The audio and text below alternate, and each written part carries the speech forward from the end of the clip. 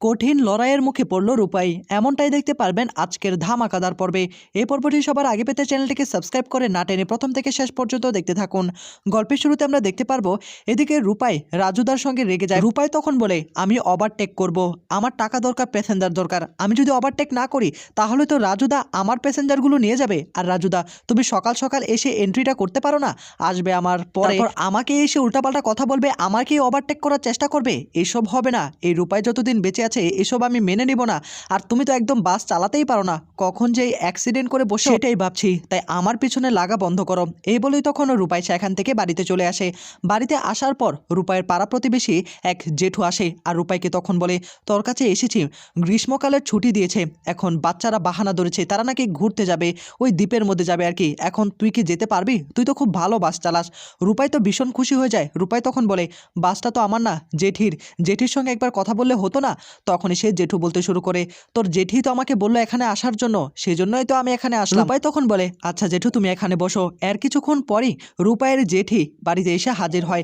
তখনই রূপাই তার জেঠিকে দেখতে পায়। তার জেঠি এসে বলে, রূপাই অনিমেষ বাবুকে আমি বলেছি এখানে আসার জন্য, এখন তুই যদি রাজি থাকিস তাহলে হয়তো বা আমরা এই ট্রিপটা নিতে পারবো। রূপাই তখন বলে, আমি রাজি আছি। তখনই আবার জেঠি বলে, আচ্ছা আপনি বলুন, আপনার ডিটেলসটা বলুন, আমি দেখছি খরচ কত হতে পারে। এক এক করে জেঠি সমস্ত কিছু নোট করতে শুরু করে। হঠাৎ করে রূপাইকে ডেকে রেহান তখন রূপাইকে বলে, কি করছোটা কি, তুমি রাজি হয়ে গেলে? রূপাই তখন বলে, কেন রাজি হব না, এক্সট্রা ট্রিপ, কিছু টাকা আসবে। তখন রেহান বলে, সেটার কি দরকার, আমার আপত্তি আছে। তুমি ভোরবেলা যাবে এরকম ঘেমে টেমে, তারপর কি গরম, তুমি একবার ভেবে দেখেছো? এত টাকার কোনো দরকার নেই। এদিকে রূপাই তখন বলে, চিন্তা করবেন না, আমি তো আছি তাই না, কিচ্ছু হবে না আমার।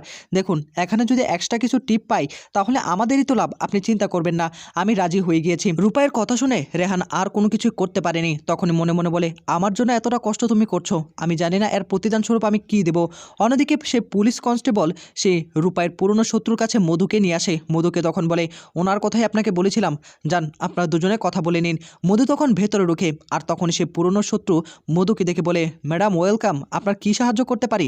মধু তখন বলে, ওই রেহান রূপাই আমাকে জেলে পাঠিয়েছে, প্রতিশোধ নিতে হবে। রূপাইয়ের পুরনো শত্রু তখন বলে, আমারও পুরনো শত্রু, যেহেতু আপনি এসে পড়েছেন, আপনি আমার বন্ধু, দুজনে মিলে ওই রূপাই এবং রেহানকে এবার জব্দ করতে হবে, কিন্তু কি করে করব? তখন এবার মধু বলে, ওদের বাসটাকে জ্বালিয়ে পড়ে ছারখার করে দিতে হবে। রূপাইয়ের এমন অবস্থা করতে হবে যেন লাইসেন্স বাদ হয়ে যায়, সে যেন কোনোভাবে রোজগার করতে না পারে, আর আপনাকে আমি টাকা দিচ্ছি। এদিকে তখনই সে পুরনো শত্রু বলে, আমি কি কাজটা করতে পারবো? মধু তখন বলে, টাকা পেলে সব কাজই করতে পারবেন, আমি আরও টাকা দেবো। তখনই রাজি হয়ে যায়।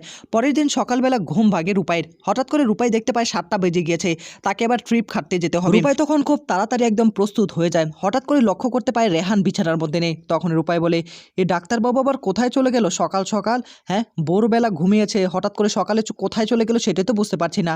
রান্না করে এসে দেখতে পায় প্রিয়া রান্না করছে। তখন রূপাই এসে বলে, কি ব্যাপার বর্দি ভাই, তুমি রান্না করছো, আমাকে আগে বললেই তো হয়ে যেত, আমি রান্নাটা করতাম। তুমি হসপিটালে যাচ্ছ, কত রোগী দেখছো। প্রিয়া তখন বলে, তুমিও তো ট্রিপ খাচ্ছ, তুমিও তো বাস চালাতো, তোমারও তো অনেক কষ্ট হয়। এর কিছুক্ষণ পর জ্যাম্মা সেখানে এসে রূপাইকে বলে, কোথায় যাওয়া হচ্ছে? এক্সট্রা ট্রিপ খাটার জন্য, তাই তো?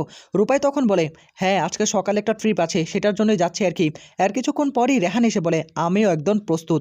রূপাই তখন বলে, আপনি এবার প্রস্তুত মানে কি, আপনি কোথায় যাচ্ছেন সকাল সকাল?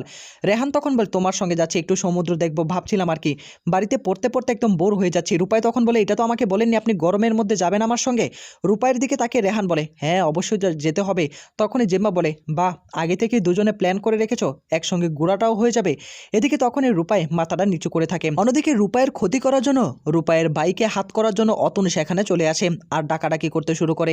এদিকে দেখা যাবে রূপাইয়ের বোন অতনুকে দেখে ভীষণ রকম খুশি হয়ে যায় আর অতনুকে ফোন করে বলে, কি ব্যাপার, তুমি হঠাৎ করে এখানে আসলে যে, চোখে হারাচ্ছ নাকি? তখনই অতনু বলে, একসঙ্গে দুটো কাজ রয়েছে, এজন্য তোমার ভাইকে একটু দরকার রয়েছে। তখনই অতনুর কথা শুনে বোন প্রশ্ন করে, তা কিসের জন্য আমার ভাইকে দরকার, কিছুই তো বুঝতে পারছি না। অতনু তখন বলে, একসঙ্গে দুটো কাজ হবে আমার। অন্যদিকে দেখা যাবে বাড়ির ওপর থেকে মিশকা আর ছোট কাকি চিন্তা করতে থাকে, ওরা দুজন কোথায় যাচ্ছে। ওদের দুজনকে যতই আলাদা করার চেষ্টা করি না কেন, ওরা দুজনে কিভাবে যে এক হয়ে যায়। মিশকা তখন বলে, এইসব নাটক দেখতে একদম ভালো লাগছে না আমার। এই বলি তখন মিশকা সেখান থেকে চলে যায়। এদিকে অতনু রূপাইয়ের ছোট ভাইকে বলে, আমাদের গ্যারেজে সন্ধ্যাবেলা চলে আসিস, একটা কাজ রয়েছে, কিছু বাইক আছে আর কি, সেখানে গিয়ে একটু মেরামত করে দিয়ে আসবে আর কি। তোর গ্যারেজে আনলে তো অনেক টাকা পয়সার ব্যাপার আছে, এই নে অ্যাডভান্স কিছু দিয়ে গেলাম। এই বলেই তখন অতনু সেখান থেকে চলে যায়। এদিকে মিশকা প্ল্যান করতে শুরু করে। কাকিমণিকে বলে, তুমি আমার সাথে থাকবে তো?